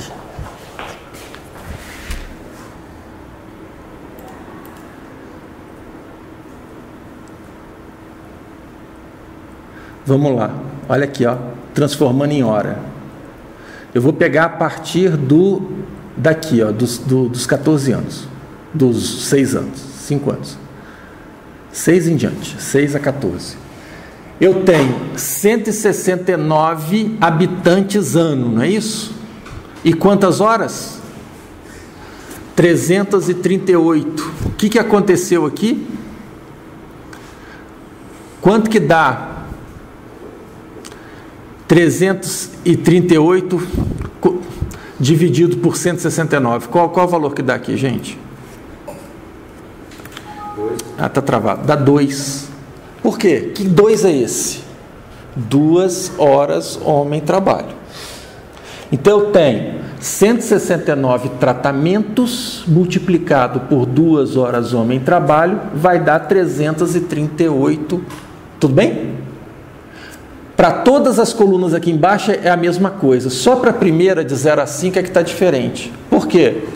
Porque a gente dobra o tempo para 0 a 5. Então, 0 a 5 eu tenho quantos tratamentos necessários? 91. Mas aqui eu estou multiplicando por 4 e não por 2 horas. Entendido? Então, todos os habitantes foram transformados em tratamentos e foram transformados em hora. Então, aqueles 658 tratamentos foram transformados em 1.498 horas clínicas, horas homem-trabalho. Entendido? Dúvida? Tudo bem. Cheguei onde eu queria. Por ano, eu preciso de 1.498 horas mocho. Ou um dentista sozinho, um mocho, ou 2 mochos, o dentista e o TSB na segunda cadeira. Tudo bem? Hora mocho. Não adianta o TSB voando, fazendo coisas fora da clínica. Ok? Vamos lá. Professor, Oi? você pegou 658, multiplicou por 5. Aonde? Depois... Não. Olha só.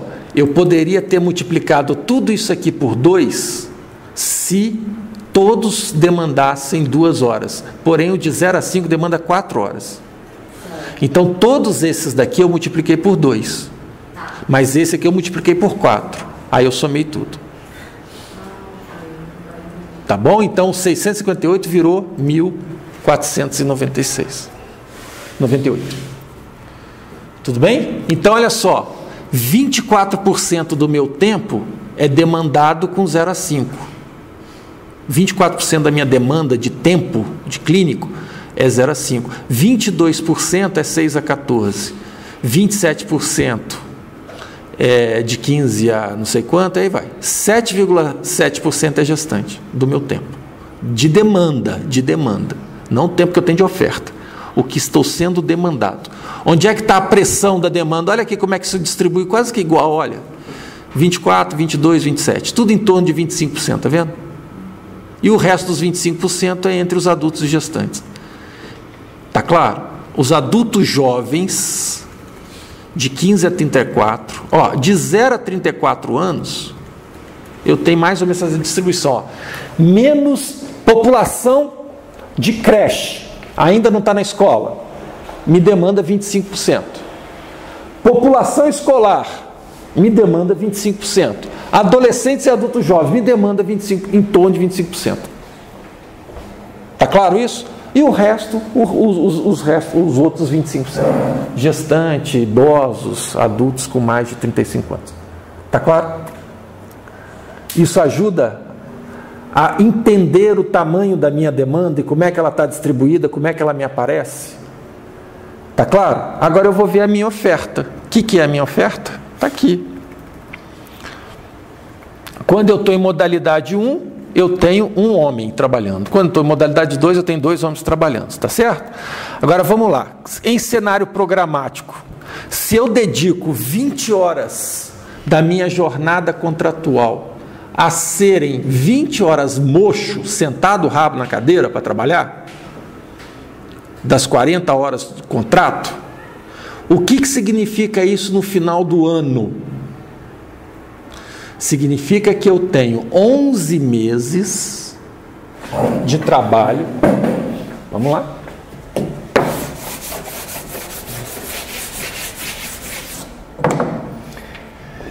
Vamos lá. Então eu tenho 20 horas por semana, não é isso? Quantas semanas por mês? 4 semanas. Quantos meses por ano? 11 meses. Isso aqui dá X horas ano. 20 vezes 4 vezes 11. 20 vezes 44. 880. Tudo bem? Se eu tenho um dentista sozinho, quantas horas homem trabalho eu tenho na minha equipe? 880 horas por ano. Se eu tenho um dentista e um TSB, quantas horas eu tenho? 2 vezes 880 horas ano. Certo? Lembra que eu tinha um montante de horas ano demandado? Qual que era o valor anual demandado, gente? Eu tinha uma demanda de 1.498. Um dentista sozinho é capaz de atender 1.498? Porque ele só tem 880. Com jornada de 20 horas semanais. Mas um dentista e um TSB é capaz? É, porque 880 vezes 2 dá quanto? 1.760. 1.760 em relação a 1.498 é maior ou menor? É maior. Isso quer dizer que eu tenho tempo de oferta maior que o tempo de demanda. Isso quer dizer que eu consigo garantir o acesso a todo mundo. Tá claro? Quantos por cento a mais que eu tenho? Eu tenho, se não me falha a memória, 117%. 880 é só 59% do tempo demandado. 1.760 é 117, ou seja, eu tenho 20% de tempo de sobra. Ou seja, eu tenho condições de ter intercorrência. Dentista faltar, atrasou, não sei o que, ficou gripado. Eu ainda tenho até 20% da minha carga. Está razoável essa oferta? Mas eu preciso estar em modalidade 1 ou modalidade 2? Está justificada a modalidade 2? Está justificado como é que esses recursos do modelo são articulados entre eles? Qual é a forma? O que eu peguei a oferta? Peguei a demanda, joguei variações contextuais, demográficas, perfil epidemiológico, tá certo? CPOD mais alto ou mais baixo, potencialmente usuário, quantos que seriam? Peguei isso tudo, então peguei aquela população, fiz todas as reduções e trabalhei de forma a prever um tanto de demanda em função anual, em função dos tempos de giro que eu... Tá claro isso? Ao final eu comparei com o meu tempo de oferta e vi o quê? Ciel não é correspondente. Tá claro? Como é que nós estamos de hora? 4:05. Vamos dar uma paradinha agora. 4:05? Tá. 4:30 eu faço chamada. Ok? E quem chegou atrasado me fala aqui. De certa forma, até aqui o que a gente viu está mais ou menos dentro do vídeo. Não é isso? Inclusive, eu vou fazer antes de passar para frente, né? O que a gente só está vendo é com mais cuidado, com mais atenção. Mas olha aqui, ó, resumindo, olha aqui, ó, a gente tem aqui 6.000 habitantes, nós teríamos em modalidade 1, 59% de potencial de oferta frente à demanda e 117% de potencial, né, de potencial de oferta frente à demanda. E quando eu escrevi a tese, eu não raciocinava do jeito que eu estou raciocinando quando eu falo de 20 horas. É meu? Ah, tá. Ô, gente, vamos manter desligado aí computador, smartphone, tá? Aula é aula, tá? Manter isso desligado. Internet vocês vão ter pro resto da vida. Vamos lá. Eu antes pensava assim, numa jornada de 40 horas, eu tenho duas situações de oferta. Uma situação de oferta quando se trabalha em rede e quando se trabalha sem rede. Quando se trabalha em rede, o que se faz? Se faz uma divisão do trabalho entre as unidades básicas. Uma unidade faz urgência, emergência e livre demanda e as demais unidades ficam desoneradas para fazer apenas o programado.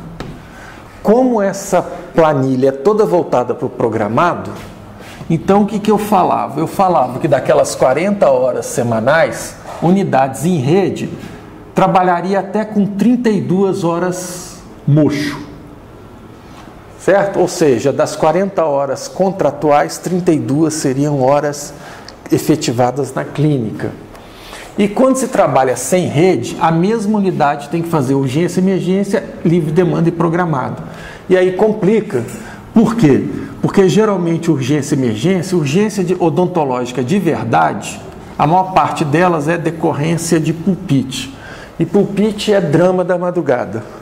Certo? Então, as maiores urgências e emergências, elas ficam no período da manhã. Então, se você tem que fazer urgência, emergência e livre demanda, você, de certa forma, mobiliza toda a manhã para isso.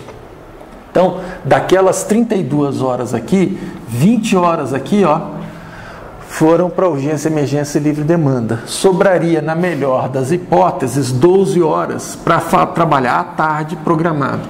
Poxa, professor, mas e as outras 8 horas? Né? Ah, seria para treinamento, para abono, as coisas que tem no serviço. Né?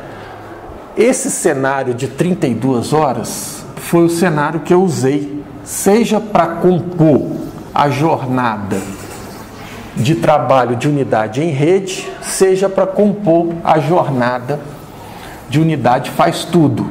Em rede, 32 horas dedicadas ao programado, faz tudo, 12 horas dedicadas ao programado. Na tese está desse jeito. Hoje eu não acredito mais nisso. Eu acho que é muito difícil fazer 32 horas clínicas numa jornada de 40 no SUS com salários que se pagam. Entendeu? Eu acho mais realista hoje você ter 2 equipes de 20 horas, uma trabalhando de manhã, outra trabalhando de tarde. Então eu não trabalho mais com 32 horas programáticas, até porque as outras 8 horas aqui para fazer as 40, o consultório fica fechado, fica ocioso, é um dia inteiro fechado. Então, mesmo uma unidade exemplar, aos olhos da população, é uma unidade que não está trabalhando direto. Entendido? Então, eu preferi trabalhar, porque está sobrando dentista no país e o salário é baixo, eu preferi trabalhar com a ideia, mesmo que o contrato seja de 40 horas, mas a jornada clínica das 40 horas por equipe seria 20. Isso quer dizer que eu teria 2 equipes trabalhando, uma de manhã e de tarde, no mesmo consultório. Tudo bem? Então o consultório estaria o tempo todo funcionando e exigir 20 horas contratuais efetivadas na clínica é uma coisa mais realista. Tá claro? Bom, mas então trabalhar para mim aqui sem rede seria deixar as 20 horas só para urgência e emergência e de tarde colocar uma equipe de 20 horas programado. Tá claro?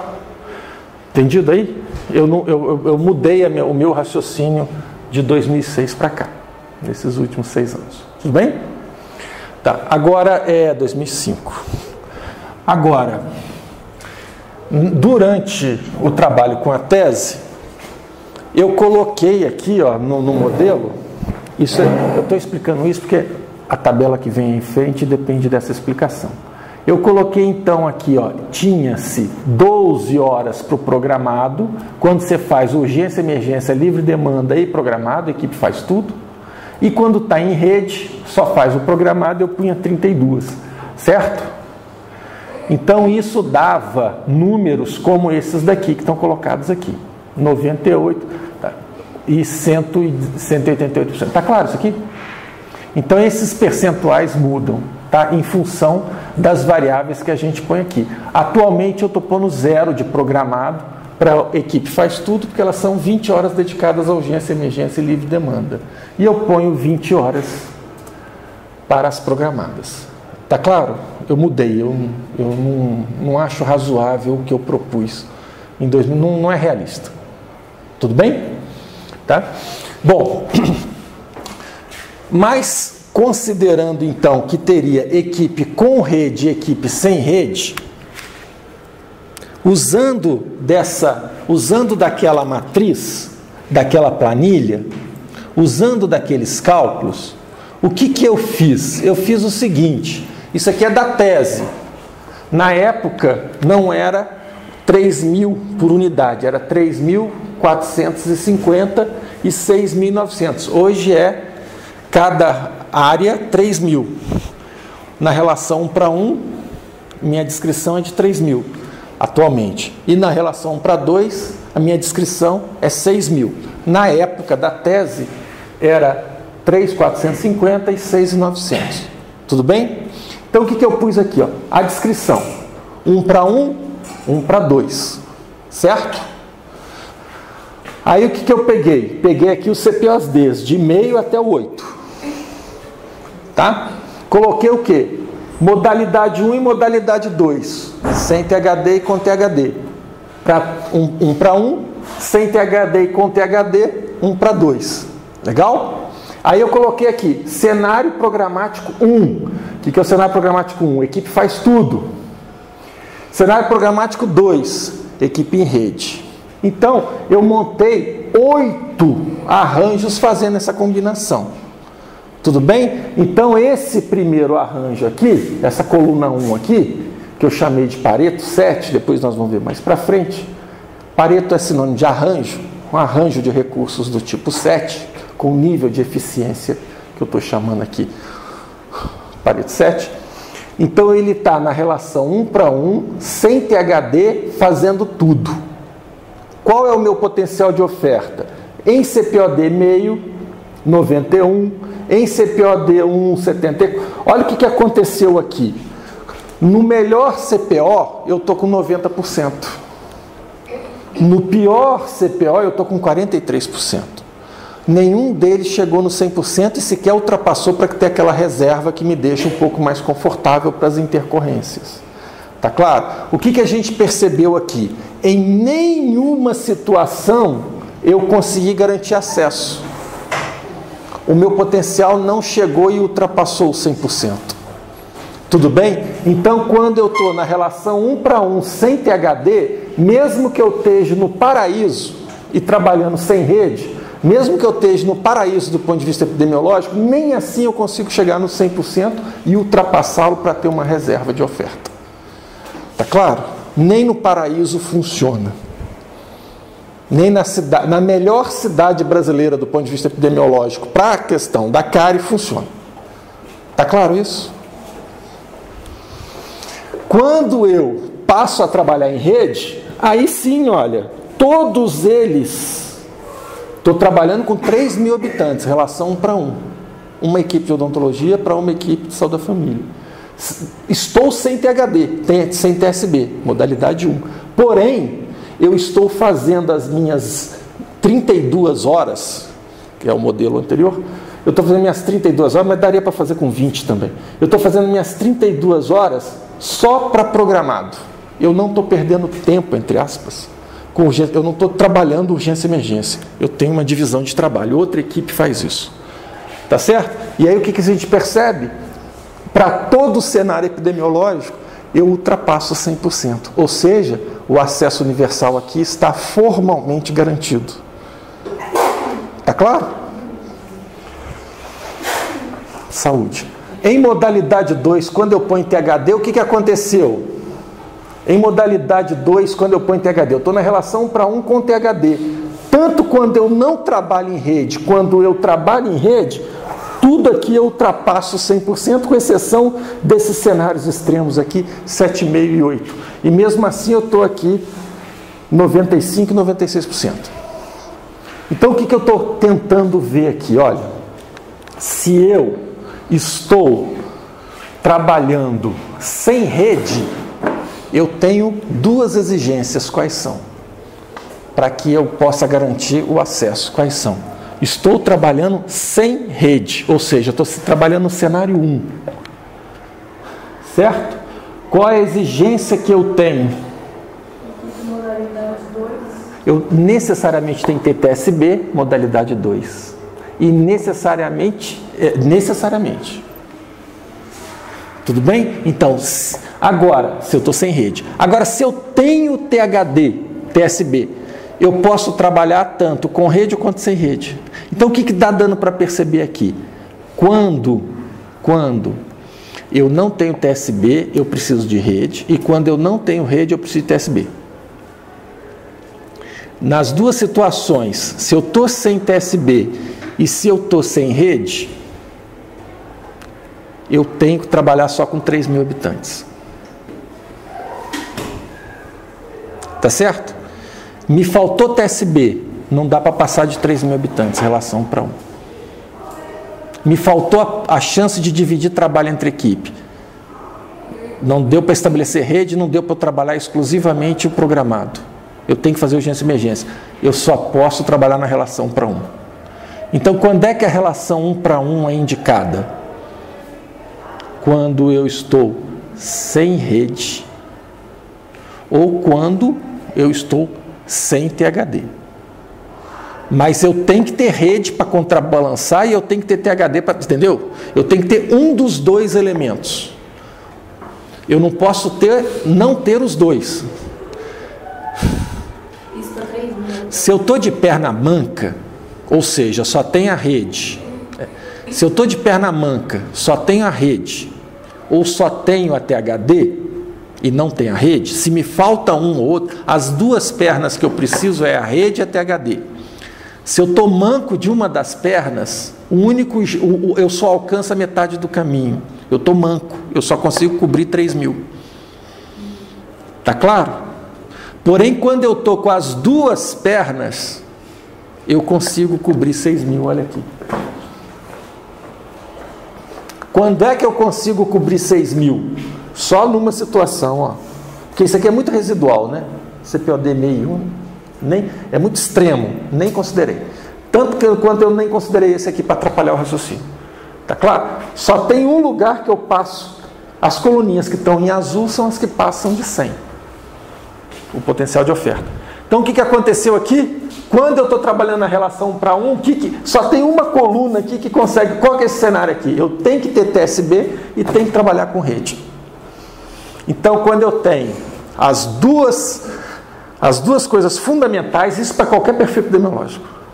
Quando eu tenho as duas coisas fundamentais, que é poder trabalhar em rede e poder trabalhar com a segunda cadeira fechando, TSB, eu posso correr mais com o trabalho, cobrir mais gente, eu sou mais eficiente.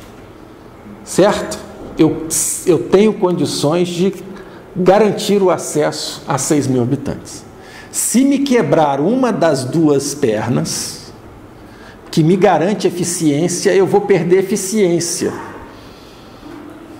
Meu desempenho vai cair. Logo, o único jeito de garantir acesso é a 3.000, 6.000 nunca mais.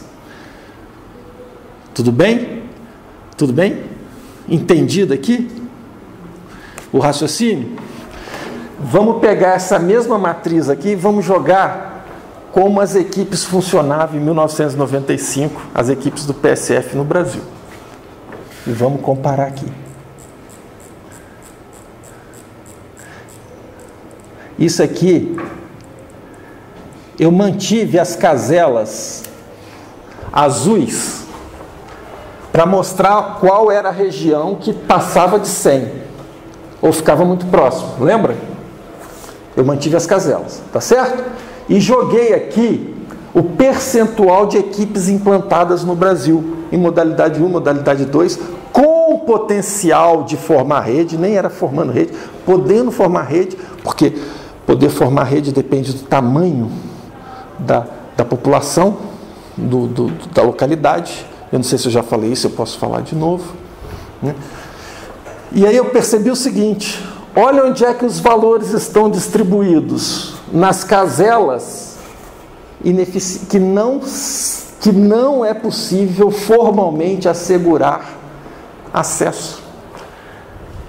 80% das equipes implantadas em 2005, fevereiro de 2005, 9.217 equipes. 80% delas estavam implantadas em arranjos nominalmente incapazes de garantir o acesso. Só 20% das equipes implantadas estavam em condições de nominalmente serem rearranjadas para garantir o acesso. Então, olha só, nós não temos o princípio da universalidade? Não temos? Na hora que a gente implanta a política, nós implantamos a política como? Dando um tiro no pé do princípio da universalidade. Nós estamos matando 80% das chances. Se nem no computador funciona, na prática você acha que vai funcionar? Ou seja, qual é a crítica política que dá para fazer? O modelo de implantação da saúde bucal no PSF é um modelo formalmente incapaz, inútil para assegurar o acesso universal. Sequer no computador é possível em 80% dos casos. Está claro? Está clara a crítica política de onde ela veio? Tem nada a ver se eu gosto ou não gosto do governo, gosto ou não gosto da pessoa que é o coordenador. Está claro de onde nasceu a crítica? É uma crítica técnica, independente do partido, do grupo ou da pessoa que encarna a política. Está claro isso? Tudo bem? Ou seja, nós como dentistas não estamos encaminhando a implantação da política de forma coerente com o Sistema Único de Saúde.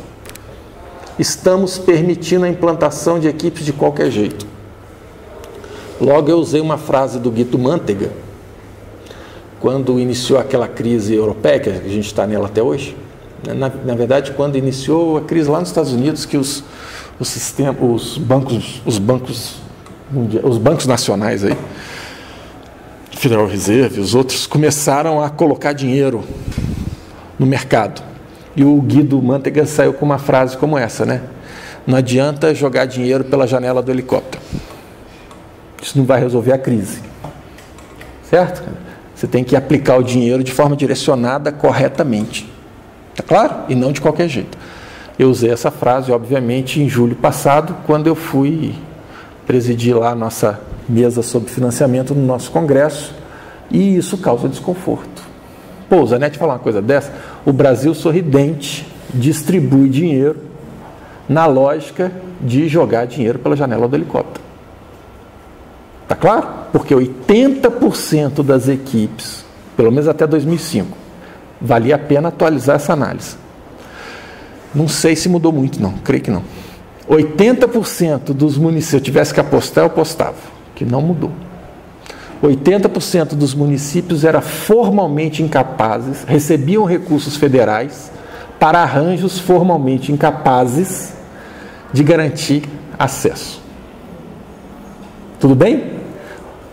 A regra vale tudo na regra. A regra não foi pensada para só acertar, só jogar dinheiro para as caselas azuis aqui. A regra joga dinheiro para todas essas caselas. As portarias, a forma, o que o Ministério permite, ele permite tudo. Quando você permite tudo implantar de qualquer jeito, o que acaba prevalecendo? O mais fácil. E o mais fácil costuma ser o pior, geralmente. Quase sempre. Certo? Então, como o Ministério da Saúde financiou uma expansão, e essa expansão foi real, infelizmente foi uma expansão não qualificada. Qual é o desafio que a gente tem hoje? Não é de fechar a equipe, é qualificar essas equipes. Ter uma nova regra que permita que essas equipes assumam posições pelo menos formalmente defensáveis. Porque essas caselas em branco aqui, que não são as caselas azuis, elas sequer são defensáveis do ponto de vista lógico formal.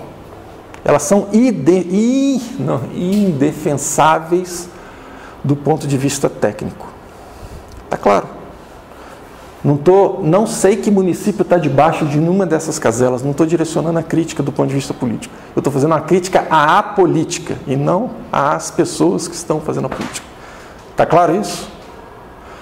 O desafio é qualificar essas equipes para que elas saiam dessas posições brancas e vá para essas posições formalmente defensáveis.